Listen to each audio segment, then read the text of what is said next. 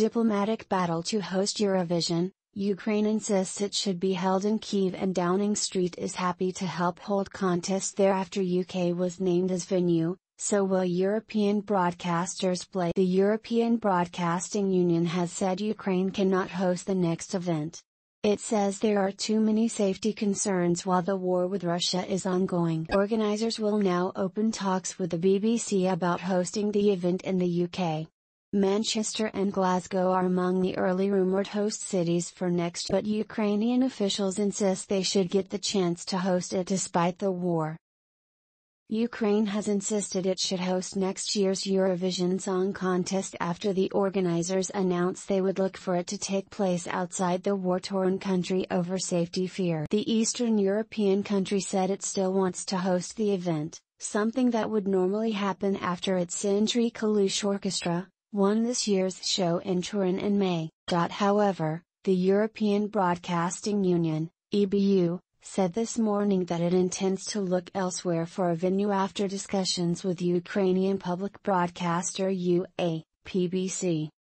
Traditionally, the winner of the International Singing Contest hosts the next year's edition, but the EBU wants break with tradition, saying that because of the ongoing war in Ukraine it is not safe for it to take place. Instead, the EBU said it will discuss with the BBC whether it will host the event in Britain, after the UK Sam Ryder finished as runner-up.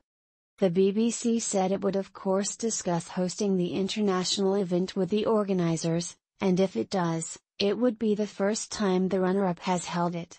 This has prompted fury from Ukrainian officials, who insist they should still be given the chance to host the international event, with the country's culture minister calling for negotiations to take place on where it could be held. And Downing Street has come out in support, saying it is the government's firm wish to see next year's contest hosted there, in Ukraine. The bombshell news that the EBU wants to talk to the BBC about hosting the show has sparked rumours that Manchester or Glasgow could host the event, with Scotland's First Minister Nicola Sturgeon nailing her colours to the mast early, tweeting, "I can think of a perfect venue on banks." However, as the BBC will host the event, it could take place closer to its base in Media City UK in Manchester, with one source telling Mail Online, there is an arena suspiciously available in Glasgow for May, and Manchester is very handy for the. The public broadcaster of the host nation is expected to contribute between £8.5 million and £17 million to the show, while the EBU itself, which is funded by member broadcasters, will contribute £5 million. The host city is also expected to contribute financially or in kind by covering expenses for security, branding and side events. The bombshell announcement was made by the EBU this morning, giving rise to the possibility of the UK hosting the event for the first time since 1998, when it was held in Birmingham following Katrina and the Waves' victory with Love Shine a Light. This morning's EBU statement said, following their win at the Eurovision Song Contest, Escape, in May, the EBU has been exploring options for the hosting of next year's competition with Ukraine's public broadcaster PBC, who previously staged the event in 2017, and it has become a well-known tradition that the winner of the Eurovision Song Contest hosts the competition the following year, providing certain criteria including ensuring the viability of staging the event and the safety of all stakeholders, including the public. Given the ongoing war since the Russian invasion of this year's winning country, the EBU has taken the time to conduct a full assessment and feasibility study with both PBC and third-party specialists, including on safety and security issues. The Eurovision Song Contest is one of the most complex TV productions in the world, with thousands working on, and attending, the event and 12 months of preparation time needed. Following objective analysis, the reference group, the ESC's governing board, has with deep regret concluded that, given the current circumstances, the security and operational guarantees required for a broadcaster to host, organize and produce the Eurovision Song Contest under the escape rules cannot be fulfilled by UA. The EBU would like to thank UA, PBC for their wholehearted cooperation and commitment in exploring all scenarios in the weeks since Kalush Orchestras win on May 14 in Turin and share their sadness and disappointment that next year's contest cannot be held in UK. The ABU has been supporting UA, PBC across a whole range of areas since the invasion. We will ensure that this support continues so UA, PBC can maintain the indispensable service they provide to Ukrainians. As a result of this decision, in accordance with the rules and to ensure the continuity of the event, the ABU will now begin discussions with the BBC, as this year's runner-up, to potentially host the 2023 Eurovision Song Contest in the United Kingdom. It is our full intention that Ukraine's win will be reflected in next year's shows. This will be a priority for us in our discussions with the eventual hosts. In a statement, the BBC said, "We have seen the announcement from the ABU. Clearly these aren't a set of circumstances that anyone would want. Following their decision, we will of course discuss the BBC hosting the Eurovision Song Contest." However, the news did not go down well in Ukraine, Culture Minister Tkachenko Oleksandra, saying it still wanted to host the contest. In a statement released on Telegram today, he said, "Ukraine does not agree with the nature of such a decision, when we were confronted with the fact without discussion on other options. But we strongly believe that we have every reasons to hold further negotiations in order to find a joint solution that will satisfy all parties." We honestly won Eurovision and have fulfilled all the conditions within the deadlines for the process approving its holding in Ukraine. We have provided answers and guarantees on safety standards and possible venues for the hosting Eurovision 2023 in Ukraine is a strong signal to the whole world that it supports Ukraine now. We will demand to chance this decision, because we believe that we will be able to fulfill all the commitments, as we have repeatedly emphasized it to the European Broadcasting Union. That is why we demand additional negotiations on hosting Eurovision 2023 in Ukraine.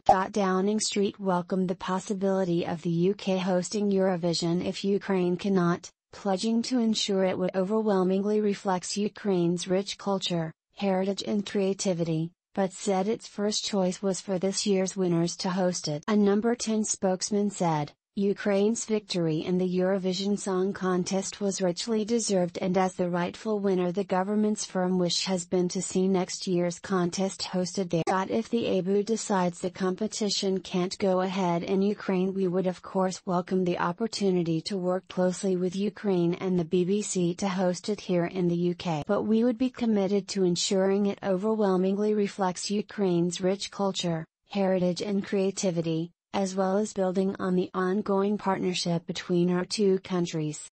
Asked if the government would help the BBC with the costs, the spokesman said, "We're slightly getting ahead of ourselves in terms of the process."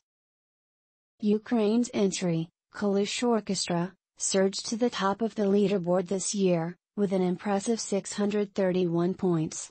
They later auctioned the trophy they received for winning the event to raise money for the Ukrainian army, with the £700,000 raised being spent on buying combat drones. While Ukraine won the contest for the third time since joining the contest in 2003, the UK saw its best result in decades.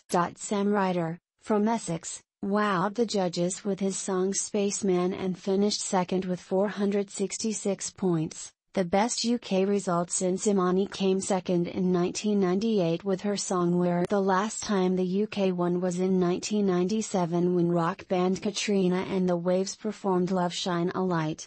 The UK's second place standing was thrown into doubt after the grand final when it emerged organisers had replaced 6 countries' jury results with aggregate scores after noting irregular voting patterns. But after an investigation, the ABU stuck by its decision and confirmed Ryder as runner-up. If the UK does host the event, it would be the 8th time the UK has done so. It has hosted shows in London, 1960, 1963, 1968 and 1977, Edinburgh, 1972, Brighton, 1974, Harrogate, 1982, and Birmingham, 9th. Scottish First Minister Nicola Sturgeon tweeted her support for Scotland to host the show. She wrote, "We wish Eurovision could be in Ukraine but understand that in circumstances this isn't possible. However, I can think of a perfect venue on banks of the River Clyde." Scottish Government is happy to discuss with BBC, Glasgow City Council, European Broadcasting Union and. She added, "Indeed there may be several possible venues in Scotland, let's discuss." Meanwhile, Bev Craig, leader of Manchester City Council, tweeted, "Hello Eurovision, this is Manchester calling. Not the circumstances that anyone would want given the war in Ukraine. But if it's to be a UK city, I can't think of anywhere better, a great music city and fittingly home to a large Ukrainian community." Among the venues that could host the event are the OVO Hydro Arena in Glasgow, which is the largest entertainment venue in Scotland with a capacity of 14,300 and a clear schedule for. The 20,000 capacity O2 Arena in London is another strong contender, with experience hosting large events, as is the OVO Wembley Arena, which can hold 12,500. Other suggested host venues include Brighton, which hosted the show in 1974, and major cities such as Liverpool, Manchester or Newcastle. It is unclear at this time how much it would cost to host the event. Azerbaijan spent a reported £48 million holding it in 2012. It is not clear whether the BBC would have to pay for the contest from its current license fee allocation or would be given further money. The UK already spends more on Eurovision than most participants. It is part of the so-called Big Five alongside France, Germany, Italy, and Spain, who each get a free pass through to the grand final because of their financial contributions. The 2021 Eurovision Song Contest, which was held in Rotterdam, Netherlands, ended up costing a total of £16 2 meters, an eye-watering figure that was actually under the original £19.4 million budget. Dutch officials said the city earned £2 3 meters as a result of the show, although they added this was much less than in a normal year as the pandemic and subsequent lockdown kept people away.